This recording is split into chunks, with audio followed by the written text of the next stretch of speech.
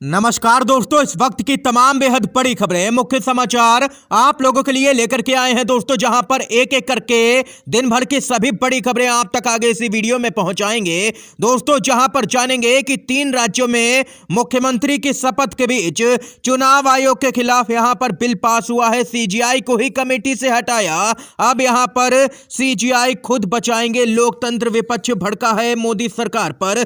तो वहीं दोस्तों जानेंगे अगली खबर में विस्तार से, जहां पर वसुंधरा समर्थक विधायकों ने हुंकार भरी है। सीएम पद पर ऐलान के बाद उड़ाई है बीजेपी की नींद। 6 महीने के अंदर महारानी को कुर्सी दिलाने का दावा सामने निकल के आया है। तो वहीं जानेंगे कि इंडिया गठबंधन की मांग, ईवीएम के मुद्दे पर देश में हो जनमत।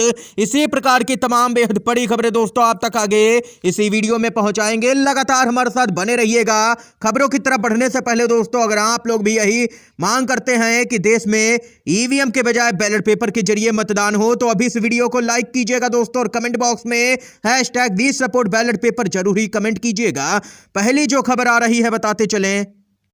राज्यसभा में पारित चुनाव आयुक्तों की नियुक्ति से जुड़े बिल ने देश में तानाशाही का ऐलान कर दिया है। कांग्रेस पार्टी का जोरदार हमला। जी हां दोस्तों, अब पीएम, एक मंत्री और विपक्षी नेता यह फैसला लेंगे कि सरकार चाहे तो अमित मालवीय, संबित पात्रा, कंगना या कोई संघ में लाठियां चलाने वाले को भी अब यहां पर मुख्य चुनाव आयुक्त बनाया जा सकता है। सुप्रीम कोर्ट के आदेश को पलटते हुए सरकार ने सीजीआई को ही मुख्य चुनाव आयुक्त की नियुक्ति के पैनल से हटा दिया है। बताते चलें, कांग्रेस के नेता श्रीनिवास बीवी ने कहा है कि कठपुतली मुख्यमंत्रियों को चुनने के बाद पेश है अब कठपुतली चुनाव आयोग, जहां मोदी जी ही तय करेंगे चुनाव कब होगा, आचार संहिता कब लगेगी, कौन वोटर होगा कौन नहीं।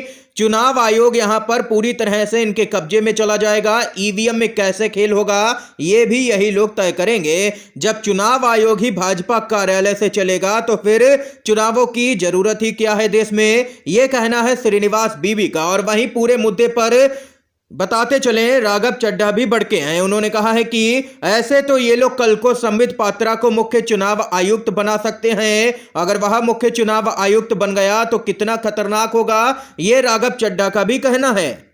राज्यसभा से इस बिल के पास होने के बाद अब यह तो तय हो गया है कि सरकार ही तय करेगी कि चुनाव आयोग में कौन बैठेगा। 24 के चुनाव से पहले यहां पर बड़ा खेल दोस्तों होते हुए पहले ही नजर आ रहा है, और इसके बाद माना जा रहा है कि बीजेपी को सत्ता से हटाना अब बहुत ही मुश्किल हो जाएगा इंडिया गठबंधन के लिए, क्योंकि चुनाव आयोग पूरी तरह से कंट्रोल में जाता हुआ नजर आ रहा है बीजेपी सरकार के। और वहीं अब यह मामला सुप्रीम कोर्ट तो दोस्तों पहुंचना तय माना जा रहा है, जिसके बाद इंडिया गठबंधन मांग करेगा कि अब सीजीआई खुद सामने आकर के लोकतंत्र को बचाएं। ये यहां पर दोस्तों देख सकते हैं कि बड़ी खबर सामने निकल के आई है। अगली अपडेट की तरफ चलते हैं। राजस्थान में मुख्यमंत्री के ऐलान होते ही वसुंधरा राजे के समर्थक काफी नाराज नजर आ रहे हैं। इसी क्रम में यहां पर राजस्थान में सड़कों पर उतरे हैं किरोड़ी लाल मीणा के समर्थक और किया है जोरदार प्रदर्शन।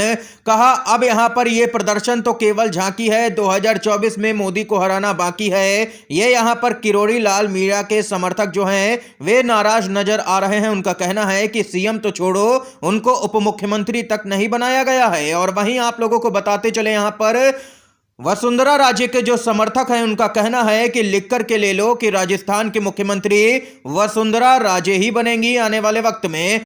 उनके समर्थकों का कहना है कि आज बने या कल बने या 6 महीने के बाद जबरदस्त बगावत होगी, वसुंधरा राजे खेला कर सकती हैं। और इतना ही नहीं, उनके समर्थक यहां पर जो हैं उनका भी दो टूक कहना है कि भजन लाल शर्मा को राजस्थान का मुख्यमंत्री बना करके भारतीय जनता पार्टी लोकसभा चुनाव के 5 महीने पहले ही राज्य की सभी 25 सीटों को पूरी तरीके से हार चुकी है। यह यहां पर दोस्तों देख सकते हैं कि वसुंधरा राजे को साइडलाइन करना लगता है कि बीजेपी को भारी पड़ता हुआ नजर आ रहा है। समर्थकों में जबरदस्त गुस्सा देखने को मिल रहा है और माना जा रहा है कि वसुंधरा राजे ने जो मेहनत की है विधानसभा के चुनाव में, ताबड़तोड़ रैलियां की है, बीजेपी को जीत दिलाई है, उसका बदला अब उनके समर्थक लेंगे बीजेपी से लोकसभा के चुनाव में। तो वहीं अगली अपडेट जो आ रही है बताते चलें, इंडिया गठबंधन कर रहा है बड़ी तैयारी बैलेट पेपर के समर्थन में।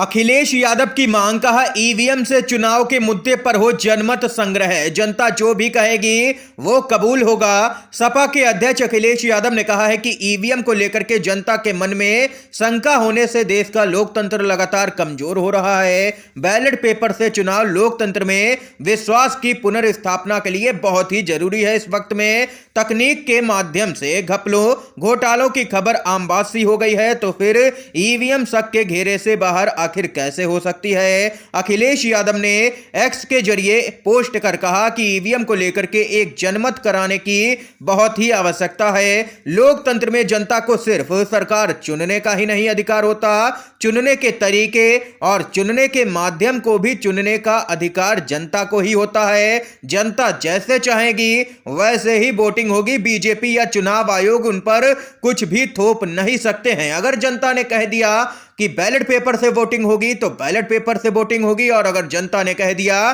कि ईवीएम से वोटिंग होगी तो ईवीएम से वोटिंग के लिए हम भी राजी हो जाएंगे। लेकिन जनता का फैसला सभी को यहां पर मानना ही पड़ेगा।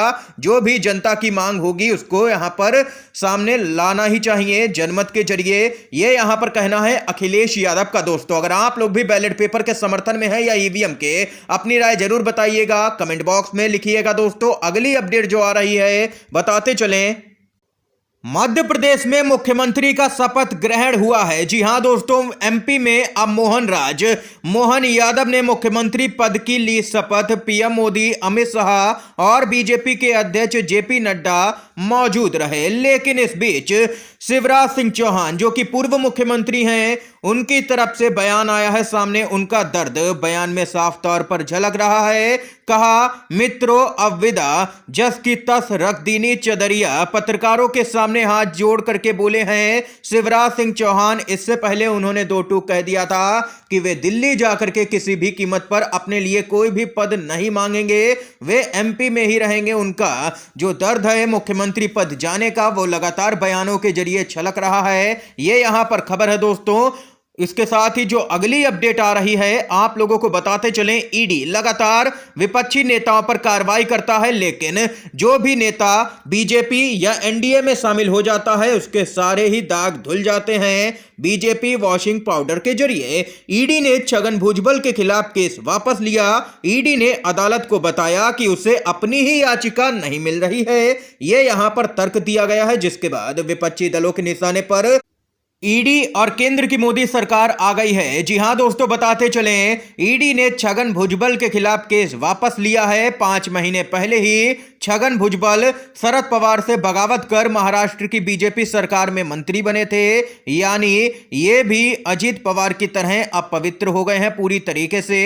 और वहीं आप लोगों को यहां पर बताते चलें, बीजेपी वॉशिंग पाउडर का यही तो कमाल है। छगन भुजबल जब तक विपक्ष में थे तब तक मोदी जी के लिए सबसे बड़े भ्रष्टाचारी थे, और जैसे ही उन्होंने बीजेपी का दामन थामा, ईडी ने केस वापस ले लिया।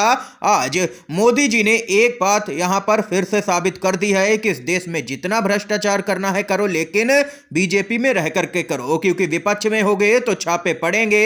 ये यहां पर देख सकते हैं कि बड़ी खबर सामने निकल के आई है। विपक्षी नेताओं के खिलाफ लगातार केंद्रीय एजेंसियां एक्शन लेती हैं, लेकिन जो भी विपक्षी नेता बीजेपी ज्वाइन कर लेता है उसके सारे दाग धुल जाते हैं। आप लोगों की क्या कुछ राय है पूरी खबर पर कमेंट बॉक्स में कमेंट करके जरूर बताइएगा। दोस्तों, इस समय की आज की तमाम बेहद बड़ी खबरें, मुख्य समाचार दोस्तों हमने आप लोगों तक पहुंचाए। अगर आप लोगों को यह वीडियो पसंद आया हो तो अभी इस वीडियो को लाइक कीजिएगा। दोस्तों, ज्यादा से ज्यादा इन खबरों को, मुख्य समाचारों को शेयर कीजिएगा अपने सभी दोस्तों में, और चैनल पर नए हैं तो दोस्तों चैनल को जो सब्सक्राइब कीजिएगा।